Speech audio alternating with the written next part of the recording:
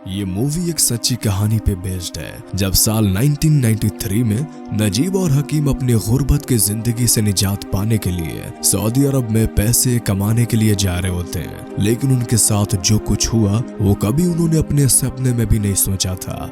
कहानी की शुरुआत में हम नजीब और हकीम नाम के दो भाइयों को सऊदी अरब के एयरपोर्ट पे देखते हैं। ये दोनों भाई सऊदी अरब में पैसे कमाने के लिए आए हैं, लेकिन एयरपोर्ट पे उनका मालिक उन्हें लेने नहीं आया होता और ऐसे ही शाम हो जाती है। तभी एक आदमी उनके पास आकर दोनों के पासपोर्ट मांगता है और इन्हें अपने साथ लेकर जाता है। नजीब उस आदमी से पानी मांगता है, लेकिन वो पानी देने से मना करते हुए उन्हें गाड़ी में पीछे बैठने के लिए कहता है। काफी लंबा सफर करने के बाद वो एक रेगिस्तानी इलाके में पहुंचते हैं, जिसके बाद रात हो जाती है। नजीब और हकीम रेगिस्तान देखकर बहुत परेशान हो जाते हैं, क्योंकि वो तो कंपनी में काम करने के लिए आए थे। हकीम उन्हें समझाने की कोशिश करता है, क्योंकि वो इंग्लिश और हिंदी लैंग्वेज जानता है और नजीब सिर्फ मलयालम ही बोल सकता है। लेकिन वो आदमी हकीम को दूसरे अरब शेख को बेच देता है और नजीब को अपने साथ ले जाता है। हकीम कहता है कि हमें अलग मत करो। नजीब उससे काफी रोकने की कोशिश करता है, तब वो आदमी उससे बुरी तरह से मारता है और गाड़ी में बिठाकर अपने साथ ले जाता है।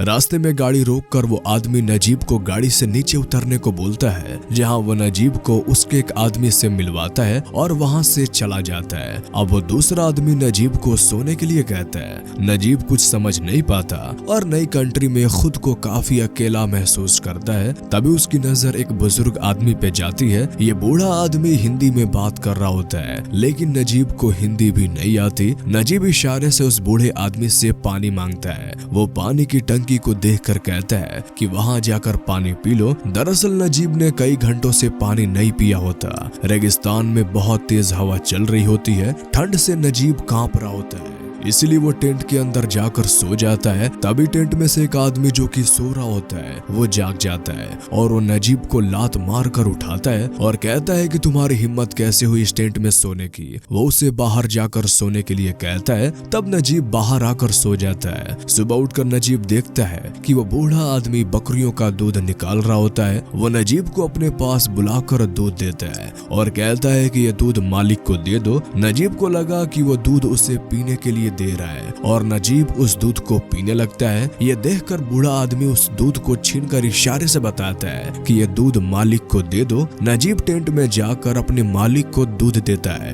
तब उसका मालिक उससे कहता है कि बाहर जाकर बकरियों का दूध निकालना सीखो। नजीब उसके पैरों में गिर जाता है और कहता है कि मैं ये सब नहीं करने आया हूँ, मुझे कंपनी में काम करने के लिए जाना है। लेकिन उस आदमी को कुछ भी समझ नहीं आता और वो नजीब को उठाकर टेंट से बाहर फेंक देता है। तभी वहाँ पर वही आदमी आता है जो नजीब को यहाँ पे बेच के गया था। नजीब उसे अपने डॉक्यूमेंट्स और जिस कंपनी में जाना है उसका नंबर दिखाता है, लेकिन वो आदमी नंबर और डॉक्यूमेंट फाड़ देता है। ये देखने के बाद नजीब रोने लगता है। वो खुद को काफी बेबस महसूस कर रहा होता है। तभी उसका मालिक उसे खाने के लिए बुलाता है। उसे एक मोटी रोटी देता है जो आधी कच्ची होती है। नजीब काफी भूखा होता है और वो वही रोटी खाने लगता है, लेकिन रोटी कच्चे होने की वजह से उसके हलक से नीचे नहीं उतर रही होती।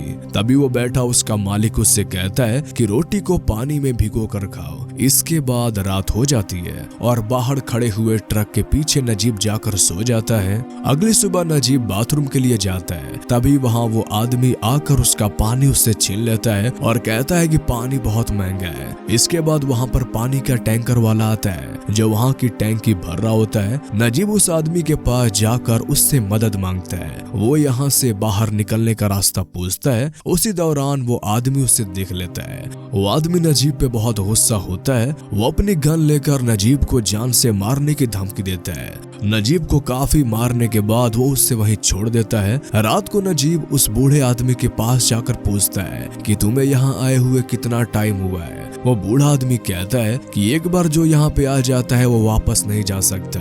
अगली सुबह नजीब का मालिक उससे कहता है कि बकरियों का दूध निकालो, लेकिन वो बूढ़ा आदमी कहीं दिखाई नहीं दे रहा होता। नजीब को दूध निकालने का कोई भी एक्सपीरियंस नहीं होता, इसलिए बकरियां उस पे हमला कर देती हैं, जिस वजह से वो जमीन पे गिर जाता है, लेकिन गुजरते वक्त के साथ साथ नजीब ये काम सीख जाता है। एक दिन काम करते हुए नजीब की नजर एक कार के शीशे पे जाती है। वो खुद का चेहरा देखकर काफी मायूस हो जाता है। उसका चेहरा काफी बदल चुका होता है। नजीब सोच रहा होता है कि वो कभी भी यहाँ से नहीं निकल पाएगा, इसलिए वो पहाड़ी से नीचे कूद कर अपने आप को मारने की कोशिश करता है। वो पहाड़ी पे जाता है और नीचे देखता है कि कई सारे पक्षी एक मुर्दे को खा रहे होते हैं। नजीब नीचे जाकर देखता है कि ये लाश किसकी है, लेकिन जब वो नीचे जाता है तो ये लाश और किसी की नहीं बल्कि उसी बूढ़े आदमी की होती है जो उसके साथ काम करता था, जिसे मरने के बाद रेगिस्तान में फेंक दिया गया ताकि गीध उसे नोच नोच कर खा जाए। नजीब सोचता है कि अगर मैं भी यहाँ पे रुका तो मेरा भी यही हाल होगा। तब नजीब वापस आ जाता है और अगली सुबह वहाँ से भागने की कोशिश करता है, लेकिन उसके मालिक को पता चल जाता है। वो ऊंट पे बैठ के उसका पीछा करता है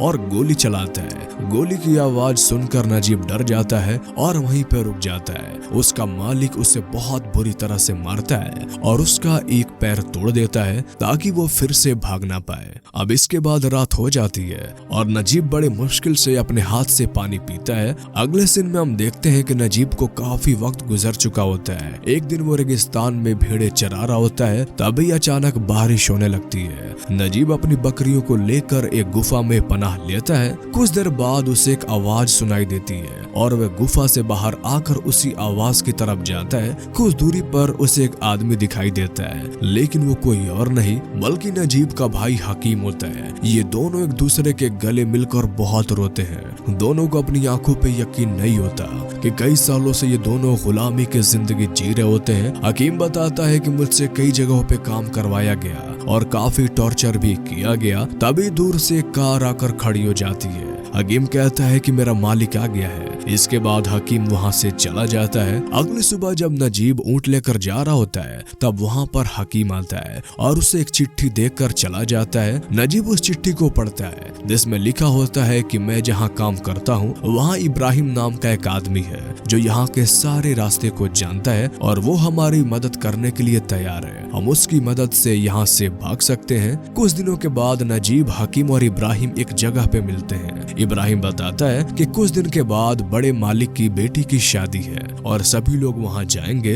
ये दिन सही रहेगा हमारे लिए यहाँ से भागने के लिए। इसके बाद काफी टाइम गुजरने के बाद वो दिन भी आ जाता है जब नजीब को उसका मालिक बोलता है कि मैं 2 दिन के लिए शादी में जा रहा हूँ और तुम यहाँ भेड़ों का ख्याल रखोगे। उसके जाने के बाद नजीब सबसे पहले नहाता है क्योंकि वो कई महीनों से नहाया नहीं होता। इसके बाद वो वही कपड़े पहनता है जिन कपड़ों में वो वहाँ आया था, लेकिन उसकी पैंट काफी लूज हो चुकी होती है, इसलिए वो रस्सी को बांधकर पैंट को पहनता है। अगले दिन नजीब भेड़ों को चरा देता है और कहता है कि मैं यहाँ से जा रहा हूँ और कभी वापस नहीं आऊंगा। तभी हकीम और इब्राहिम वहाँ पे आते हैं। इसके बाद तीनों यहाँ से निकल जाते हैं। अब सफर करते करते इनको रात हो जाती है। तीनों काफी थके हुए होते हैं। रास्ते में वो देखते हैं कि ये काफिला आराम कर रहा है। इब्राहिम उनके पास पानी के लिए जाता है, लेकिन वहाँ बैठा आदमी उन पर गोलियां चलाने लगता है और अब तीनों वहाँ से भाग जाते हैं। इसके बाद सुबह हो जाती है। हकीम और नजीब इन दोनों को बहुत प्यास लगी होती है। हकीम इब्राहिम से पूछता है कि रास्ता कहाँ पर है। यहाँ तो चारों तरफ सिर्फ रेगिस्तान ही रेगिस्तान है। तब इब्राहिम कहता है कि हम रास्ता भटक चुके हैं और गलत साइड में बढ़ रहे हैं। कुछ देर बाद हकीम देखता है कि एक ऊंट पानी पी रहा है। वो पागलों की तरह उस तरफ भागता है। इब्राहिम कहता है कि वहाँ पानी नहीं है, ये सिर्फ तुम्हारा वहम है। हकीम जब वहाँ पहुँचता है तो देखता है कि वहाँ पर एक मरा हुआ ऊंट पड़ा होता है। ये तीनों फिर से आगे बढ़ने लगते हैं और एक जगह नमाज पढ़ने के लिए रुकते हैं। तभी कई सारे रेगिस्तानी जहरीले सांप रेत से बाहर निकलते हैं। इब्राहिम हकीम को खींचकर बचा लेता है, लेकिन नजीब का पैर टूटा हुआ होता है जिसकी वजह से वो तेजी से भाग नहीं सकता। तभी उसे इब्राहिम कहता है कि हिलना मत, चुपचाप खड़े रहो और सांप नजीब के पैरों के ऊपर से गुजर जाता है। नजीब के पैरों में छाले पड़ जाते हैं। वो आगे नहीं बढ़ सकता, इसलिए इब्राहिम अपनी जैकेट निकालकर उसके पैर में बांध देता देता है। कुछ देर आगे चलने के बाद ये दोनों भाई फिर से गिर जाते हैं क्योंकि कई दिनों से इन लोगों ने पानी नहीं पिया होता। इन सबको बेहद प्यास लगी होती है, लेकिन इब्राहिम इन दोनों को हिम्मत देता है। हकीम काफी थक चुका होता है और उसे इब्राहिम अपने कंधों पे उठा लेता है, लेकिन कुछ देर के बाद नजीब भी नीचे गिर जाता है। दोनों भाइयों को होश नहीं होता, इसलिए इब्राहिम उन्हें अपना पसीना पिलाता है। फिर तीनों आहिस्ता आहिस्ता आगे बढ़ते हैं। कुछ देर आगे बढ़ने के बाद हकीम को हेलुसिनेशन होने लगता है। उसे शहर दिखाई देता है। वो भागने लगता है और चिल्लाते हुए कहता है कि हम पहुंच गए। वो भूख के मारे रेत खाने लगता है। नजीब उसे संभालने की कोशिश करता है, लेकिन वो नजीब को भी धक्का देकर वहां से भागने लगता है और आगे जाकर गिर जाता है। उसके मुंह से खून भी आने लगता है। नजीब अपने भाई को बचाने की कोशिश करता है, लेकिन हकीम की सांसें रुक जाती है। तभी रेगिस्तान में खतरनाक तूफान आता है। इब्राहिम नजीब को बचाकर आगे ले जाता है, लेकिन वो दोनों तूफान की लपेट में आ जाते हैं। कुछ देर के बाद तूफान भी थम जाता है। इब्राहिम और नजीब जिंदा होते हैं। नजीब खड़ा होकर अपने भाई को आवाज देता है, जिसकी डेड बॉडी तूफान में ढक जाती है। इब्राहिम नजीब को कहता है कि अगर हमें जिंदा रहना है तो आगे बढ़ना होगा। इसके बाद ये दोनों आगे बढ़ने लगते हैं और सफर में चलते चलते इनको शाम हो जाती है। तभी इन्हें एक पेड़ और पानी दिखाई देता है। दोनों उस तरफ पागलों की तरह दौड़ते हैं, लेकिन इब्राहिम नजीब को पानी पीने से रोक देता है क्योंकि ये पानी जहरीला भी हो सकता है। इब्राहिम एक कपड़े को गीला करके नजीब को पानी पिलाता है और खुद भी पीता है। वहाँ पर इन्हें खाली बोतल भी मिलती है, जिसकी मदद से वो एक धुन बजाता है और कुछ देर के बाद इन्हें आसमान में परिंदे भी दिखाई देते हैं, जिससे इन्हें समझ में आ जाता है कि किस साइड उन्हें जाना चाहिए। दोनों एक साइड की तरफ जाने लगते हैं। अब रात होने वाली होती है और नजीब की हालत काफी खराब हो चुकी होती है। रात को वो वहीं पे सो जाता है। अगली सुबह जब नजीब की आंखें खुलती हैं, तो वो देखता है कि इब्राहिम वहाँ पे नहीं है। तभी उसे पानी की बोतल वहाँ पे दिखाई देती है, जिससे इब्राहिम रख कर चला गया होता है। और अब रेगिस्तान में नजीब अकेला आगे बढ़ता है। भूख और प्यास ने उससे बेहाल कर दिया होता है। उसके पैर में भी काफी दर्द हो रहा होता है। वो पानी की बोतल निकाल कर पानी पीता है। तभी वहाँ पर उसे गाड़ियों की गुजरने की आवाजें आती हैं और वो उसी साइड भागने लगता है और वो देखता है कि हाईवे पे पहुंच चुका है। वो हाईवे पर काफी देर तक मदद लेने की कोशिश करता है। उसे वहाँ पे शाम हो जाती है। वो रोड से गुजरती हुई गाड़ियों को रोकने की कोशिश करता है, लेकिन पूरी रात खड़े होने के बाद भी वहाँ पर कोई नहीं रुकता। अगले सुबह नजीब सड़क के बीच में से आगे जा रहा होता है। तभी एक कार उसके पास आकर रुकती है। ये कार एक शेख की होती है, जो उसे अपने गाड़ी में बिठाता है और पीने के लिए पानी भी देता है। वो शेख शहर में जाकर नजीब को एक इंडियन होटल के सामने छोड़ देता है, जहाँ का मालिक बहुत अच्छा होता है, जो भटके हुए आदमियों की मदद करता है। वो नजीब को नहलाता है और उसके बाल भी कटवाता है। नजीब की तबीयत काफी खराब होती है, इसलिए वो वहीं पे डॉक्टर को बुलाकर उसका ट्रीटमेंट करवाता है। नजीब पूरी रात आराम करता है। अब वो काफी ठीक महसूस कर रहा होता है। होटल का मालिक नजीब को कहता है कि तुम्हारे दिए हुए पते से तुम्हारी फैमिली के साथ कांटेक्ट हो चुका है। इसके बाद वो नजीब की फैमिली से उसका बात करवाता है। नजीब अपनी फैमिली से बात करते हुए बहुत रोता है। इसके बाद नजीब को पुलिस स्टेशन ले जाया जाता है, ताकि प्रोसेस पूरा होने के बाद उसे हमारे प्यारे देश भारत में वापस भेजा जाए।